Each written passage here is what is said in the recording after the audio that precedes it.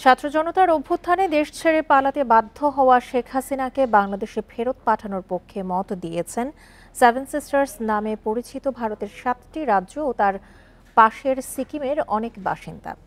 এসব রাজ্যের 55% মানুষ মনে করেন বাংলাদেশের বর্তমান সরকারের সঙ্গে সম্পর্ক উন্নয়নে শেখ হাসিনাকে ফেরত পাঠানো উচিত। আর 21.1% ভারতীয়র একই মত। শনিবার ভারতের ইংরেজি দৈনিক পত্রিকা ইন্ডিয়া টুডের এক্স হ্যান্ডেলে প্রকাশ করা জরিপে শেখ হাসিনাকে ভারতের আশ্রয় দেওয়ার বিষয়ে পাঠকের মতামত যাচাই করা হয়। এতে তাকে ভারতে আশ্রয় দেওয়ার সিদ্ধান্ত সঠিক ছিল কিনা এমন প্রশ্ন রাখা হয়।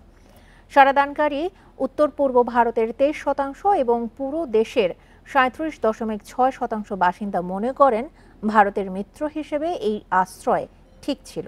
তবে অনেকেই মত দেন যে শেখ হাসিনাকে এখন তার দেশে ফেরত পাঠানো উচিত।